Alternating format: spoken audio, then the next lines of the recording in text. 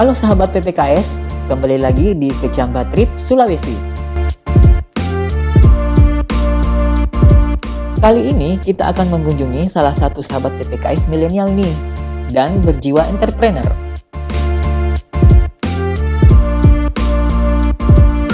Yuk, langsung saja kita dengar kisahnya.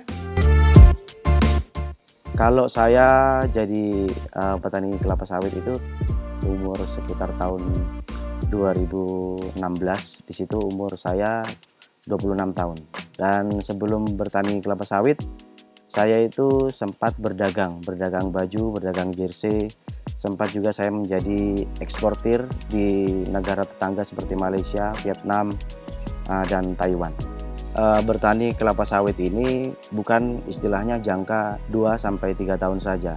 Ini kita istilahnya bertani itu hitungannya puluhan tahun sampai 30 tahun. Jadi misalkan kita hitung berdagang dibandingkan dengan berdagang itu sangat jauh. Maksudnya bertani kelapa sawit itu bukan usaha atau bukan pekerjaan yang jangkanya pendek. Ini kita berbicara dengan jangka yang panjang seperti itu.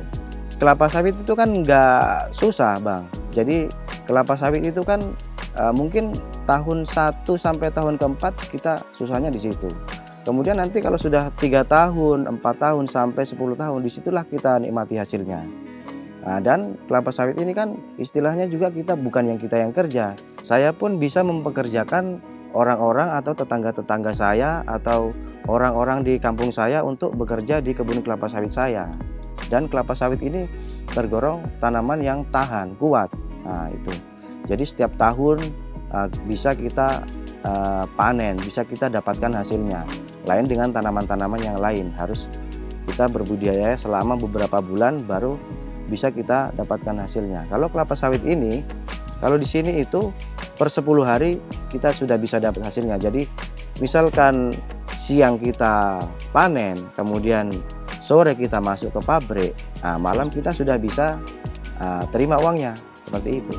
Jadi tujuan ke depan saya itu, Pak, saya di sini terutama di wilayah Sulawesi Barat ini, saya ingin menyediakan bahan tanam unggul khususnya untuk petani swadaya yang ada di Kabupaten Mamuju Tengah ini dan juga di Provinsi Sulawesi Barat ini, supaya mereka itu mengenal benih-benih unggul sehingga secara langsung bisa meningkatkan taraf perekonomian mereka, seperti itu. Kemudian saya juga ingin memperkenalkan kepada petani-petani kelapa sawit swadaya di seluruh Provinsi Sulawesi Barat ini bahwa perbedaan antara bibit sawit unggul dengan yang tidak itu perbedaannya di produktivitasnya itu sangat berbeda jauh.